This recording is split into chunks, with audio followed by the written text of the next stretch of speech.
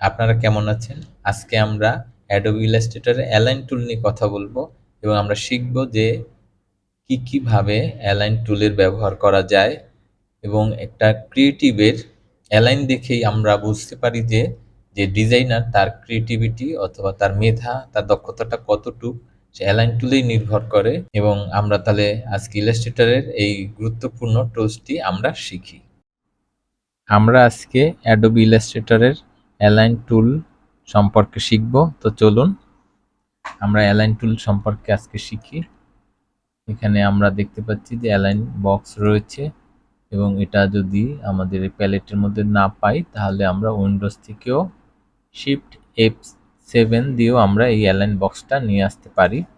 তো এই অ্যালাইন বক্সে এখানে অনেক সময় হাইড করাও থাকে, অনেক সময় আবার এখানে শো অপশনস দিলেও বাকিগুলি এখানে শো করে। এখানে আরো কয়েকটা জিনিস রয়েছে, এখানে অ্যালাইন টু সিলেকশন এবং অ্যালাইন টু আর্টবোর্ড। ঠিক আছে, এখানে এই অপশনগুলি এই প্যালেটের মধ্যে রয়েছে। তো আমরা আজকে দেখি যে কোন অ্যালাইনমেন্টে কোনটায় কোন কাজ করে, কি কাজ করে আমরা শিখি। প্রথমে আমরা দেখব যে হরাইজন্টাল অ্যালাইন লেফট, অর্থাৎ লেফট সাইডে আমরা অ্যালাইন করব। তো এখানে যদি আমরা লেফটে সিলেক্ট করি, আমাদের ডিজাইন যদি এরকম এলোমেলো থাকে তাহলে এখন লেফটে কোনটা আছে, একদম সবচেয়ে লেফটে এই গাইডলাইনে যেখানে আছে এইটা সবচেয়ে লেফটে। তো আমরা এটা সিলেক্ট করলে আমরা যদি অ্যালাইন লেফট দিই তাহলে এই বরাবর সবগুলি চলে আসবে। আবার এখানে যেহেতু আমাদের দেয়া আছে অ্যালাইন টু সিলেকশন, কিন্তু যদি কখনো যদি অ্যালাইন টু আর্টবোর্ড থাকে তখন যদি আমরা এই কমান্ডটা দেই তাহলে কি হবে, দেখা যাচ্ছে যে এত দূর চলে আসলো। মানে কেন, এখানে যদি আমরা যদি এই যে শিফট কন্ট্রোল এইচ দেই তাহলে আর্টবোর্ড আমরা দেখতে পারি। এখানে যদি এখন আমরা অ্যালাইন দিই তাহলে এখানে আমাদের সিলেকশন হচ্ছে আর্টবোর্ড। তো আমরা যদি এখানে অ্যালাইন লেফটে দিই তাহলে সে একদম আর্টবোর্ডের এই পর্যন্ত চলে আসে। তো আমরা ডিজাইনের আর্টবোর্ডে আমরা যাব না, আমরা আমাদের সিলেকশনেই থাকবো। এর জন্য আমরা সবসময় অ্যালাইন টু সিলেকশন এই অপশনসে টিকমার্ক দিয়ে রাখবো বা সিলেকশন করে রাখবো। তো আমরা এখানে অ্যালাইন লেফটে রাখলাম, তো আমরা দেখতে পাচ্ছি যে অ্যালাইন লেফট হয়েছে। এরপরে দেখব যে আমরা এখানে কয়েকটা রয়েছে, আমরা এখানে সেন্টারে রাখবো। ঠিক আছে, সেন্টার অ্যালাইন করবো। তো সেন্টার অ্যালাইন কি হবে, সেন্টার অ্যালাইন দিলে সবকটা সমানে সেন্টার হয়। আবার যদি আমরা রাইটে যদি আমরা অ্যালাইন করতে চাই তাহলে আমরা সিলেক্ট করে সবকটা আমরা রাইটে আমরা অ্যালাইন করে দিলাম। যাক, এই গেল এটা। এরপরে রয়েছে কি ভার্টিক্যাল অ্যালাইন টপ, আমরা সবগুলোকে টপে অ্যালাইন করব। ঠিক আমরা যেমন এরকম লেফটে করেছি এখন টপে করব, সব একই, শুধু টপে হচ্ছে। ঠিক আছে, এইভাবে আমরা এখানে এটাকে সেন্টার করতে পারি, এইটাকে আবার বটমে করতে পারি। ঠিক আছে, এখন আমরা অ্যালাইন দেখলাম left, right, top, bottom, centre, এগুলি দেখলাম। এরপরে ভার্টিক্যালি ডিস্ট্রিবিউটস। এখন আমরা দেখব যে এখানে আমরা দেখছি যে এপাশে লেফট অ্যালাইন হয়েছে, কিন্তু আমরা দেখতে পাচ্ছি এখানে গ্যাপ বেশি, এখানে কম, এখানে বেশি। এটাকে আমরা ডিস্ট্রিবিউট করে সমান রেশিওতে করব। সেটা কি করব, এখন এখানে আমরা ধরলাম, এখন আমরা সমান ডিস্ট্রিবিউট করে দিলাম এবং আবার যদি আমরা অ্যালাইন লেফটে দিই তাহলে দেখা যাচ্ছে যে এখানে গ্যাপ, সব অবজেক্টের মধ্যে যে গ্যাপগুলি রয়েছে সেগুলি সমান ডিস্ট্রিবিউট হয়েছে। ঠিক আছে, এরপরে আছে কি ঠিক একই পদ্ধতিতে আমরা এটাকে সেন্টার করে যখন দিব, সেন্টার হলো। ঠিক আছে, আবার যখন ডিস্ট্রিবিউট সেন্টার দেব এখানে, সেক্ষেত্রেও দেখা যাচ্ছে প্রত্যেকটা গ্যাপ ঠিক হয়ে যায়। আবার এখানটাও আমরা বটামে দিব, তাহলে এখানেও গ্যাপটা সমান গ্যাপ হবে। আবার আমরা যেহেতু এখানেও আমরা শিখলাম যে অ্যালাইন হরাইজন্টাল, অ্যালাইন রাইট, আমরা যদি রাইট দিই তাহলে রাইটে হয়ে গেল। আবার ঠিক এটাও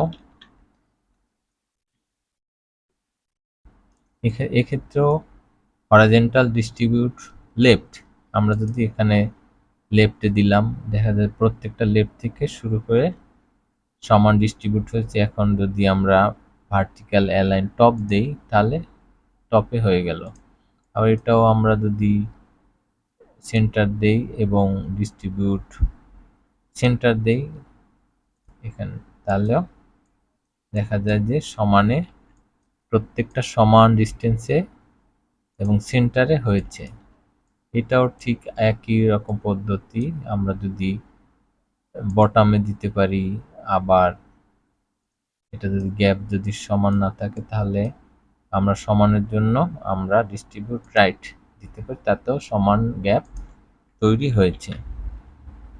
আমরা এখন তাহলে প্র্যাকটিক্যালি দেখব যে কিভাবে আসলে আমরা আমাদের কাজের ক্ষেত্রে প্র্যাকটিক্যালি আমরা করব। আমরা দেখতে পাচ্ছি এখানে অনেকগুলি ফলের ছবি এবং নাম রয়েছে, কিন্তু কোনোটার অ্যালাইন ঠিক নেই। আমরা এগুলোকে অ্যালাইন করব। ঠিক আছে, আমরা প্রত্যেকটাকে যদি সিলেক্ট করি, শিফট ধরে সিলেক্ট করলাম, এরপরে আমরা এখন এখানে অ্যালাইন যদি আমরা লেফট দেই তাহলে লেফটে গেল। আবার যদি সেন্টার দেই, আবার যদি এটাকে সেন্টার দেই তাহলে সেন্টার হলো। আবার যদি রাইট দেই তাহলে রাইট হলো। এটাকে আমরা আমাদের পছন্দ মতো করে নিতে পারি। আবার ঠিক লেখাও আমরা দেখতে পাচ্ছি যেখানে কোনো ঠিক নেই, এটাও আমরা হরাইজন্টাল অ্যালাইন লেফট দিতে পারি, সেন্টার দিতে পারি, অথবা রাইট দিতে পারি। আমরা এইভাবে করে নিতে পারি।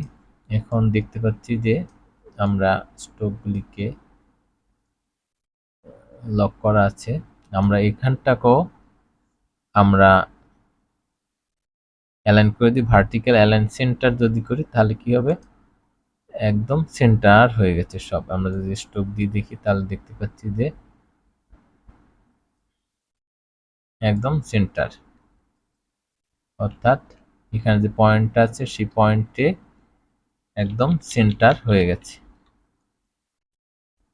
দেখতে পাচ্ছি যে সেন্টার হয়ে গেল। এইভাবে আমরা প্রত্যেকটা বক্সকেই আমরা এইভাবে আমাদের পছন্দ মতো আমরা অ্যালাইন করে নিতে পারি। ঠিক আছে,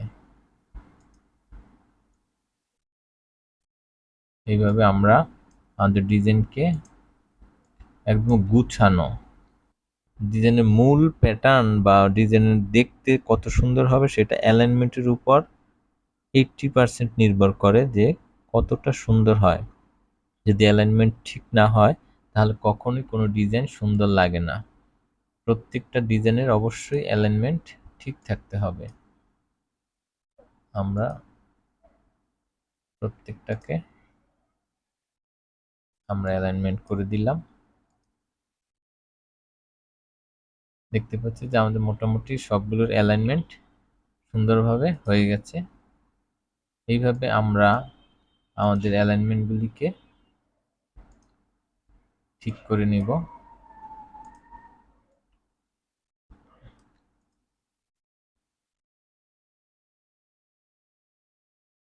যখন আপনারা করবেন হাতে কলমে দেখবেন যে অটোমেটিকলি এটা শেখা হয়ে গেছে।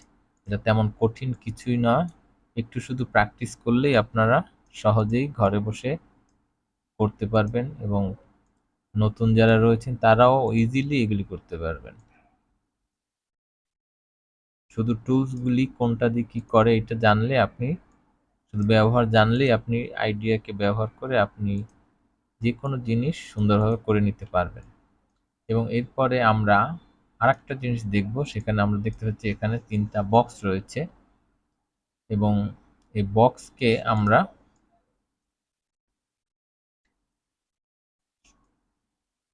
সমান গ্যাপে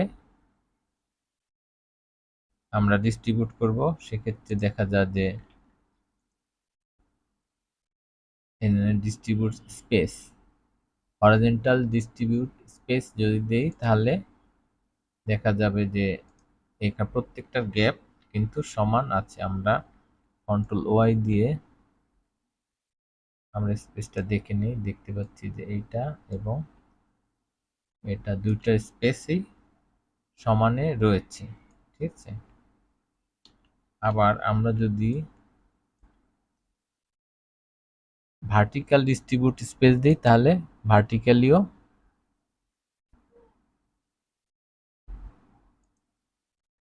সে ডিস্ট্রিবিউট হবে।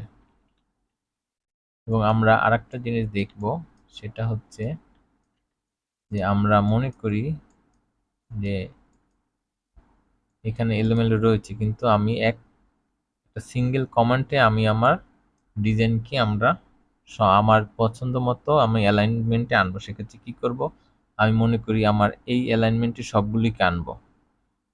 এখন যদি এই অ্যালাইনটা আনতে হয় তাহলে আমার কি করতে হবে, করতে হবে এখানে একটা রুলার আনতে হবে, তারপরে এখানে ভার্টিক্যাল বটন দিতে হবে, তারপর আবার এইভাবে আমাকে শিফট ধরে আনতে হবে। কিন্তু আমরা এটা যদি না করে আমরা যদি এটাকে জাস্ট অলটা ধরে আমরা ক্লিক করলাম, তারপরে আমরা যদি ভার্টিক্যাল অ্যালাইন বটম দেই তাহলে ঠিক এক কমান্ডে আমার কিন্তু পারপাস সার্ভ হয়ে গেল।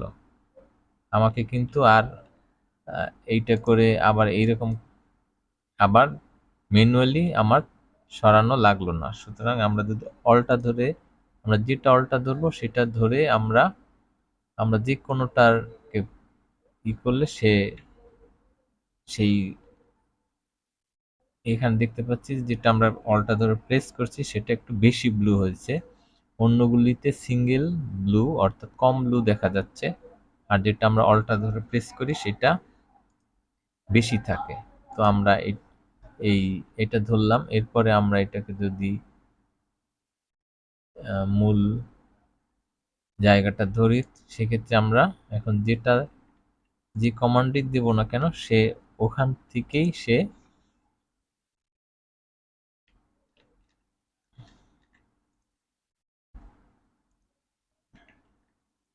ডিস্ট্রিবিউট হচ্ছে। ঠিক আছে,